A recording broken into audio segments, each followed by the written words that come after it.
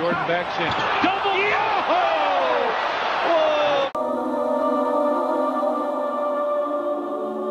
Tell me I can no longer fly. 111 losses in back-to-back seasons led the Bulls to select MJ 3rd overall in the '84 draft, but don't think they didn't chop him. Trading our number 3 pick is still possible. We've been talking to a lot of teams and we're still trying, said then GM Rod Thorne. The Bulls desperately desired a dominant center, which leads to this. Amidst a horrible slide in 1983, the Seattle Supersonics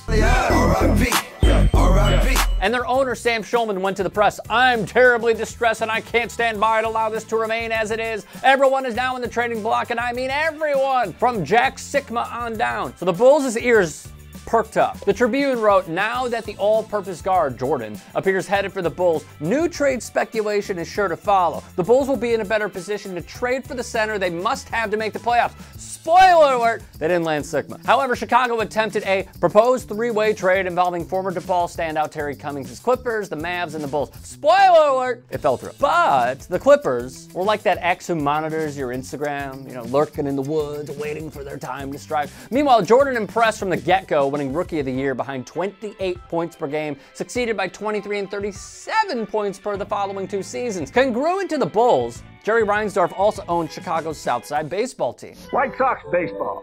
Good guys wear black. Fun promos, bad team. In the back half of the 80s, 4 straight losing seasons. Reinsdorf, citing Comiskey Park's outdatedness and loss in profit, appraised a move to St. Petersburg, Florida. Fans and the city were pissed. Florida, meanwhile, welcomed the discord, approving a $30 million plan, and one city official stated they'll be Florida's team. I mean, they started building a stadium in St. Petersburg. This is serious. Reinsdorf was despised in Chicago. Fans threatened to boycott his underperforming teams. On the West Coast, Donald Sterling's Clippers, the owner who hates black people. "I'm not broadcasting anything." Pictures with minorities. Why? Yeah, it bothers me a lot that you want to broadcast that you're associating with black people.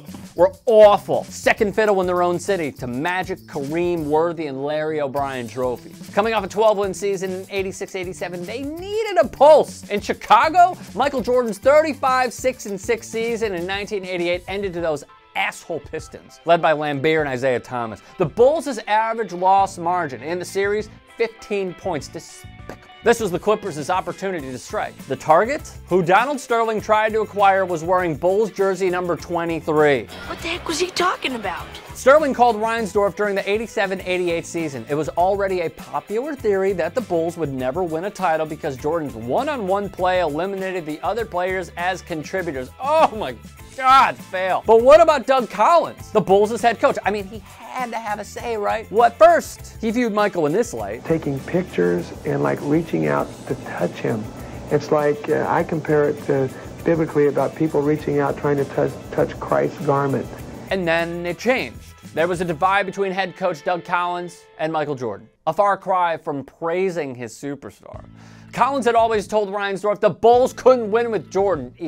Meanwhile, Reinsdorf, facing backlash from fans with his pending Sox move, he was nearly like YOLO, or IDGAF, or whatever acronym you want. So what was the Clippers' proposal? Sterling offered any combination of 5 players or draft choices. They had 2 of the first 6 picks in the upcoming draft, and Krause loved the 7'4" Rick Smith from Marist. Stop right here. The Clippers were doo-doo, all right? The roster consisted of Mike Woodson, Michael Cage, and Quentin Daly. However, there was more. Krause also viewed Mitch Richmond and Rod Strickland in the draft as good pieces, plus trading Oakley or Horace Grant for Kevin Johnson seemed a possibility. Clippers fans, I'm sorry I have to do this to you, but picture this. From North Carolina, at guard, 6'6", for your Los Angeles Clippers, Michael Jordan. Oh, what could have been. The Bulls thought about it long and hard. They were almost sure the deal could get them to a title faster than staying with Jordan, but in the end, Reinsdorf held firm. Thank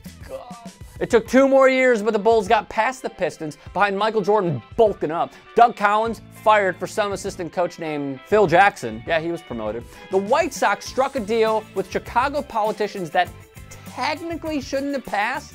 Since the deadline expired, the Sox stayed in the city. The Bulls won 6 in 8 years. The White Sox won the World Series. Jerry Reinsdorf, beloved and adored in the city. And the rest, my friends, is history.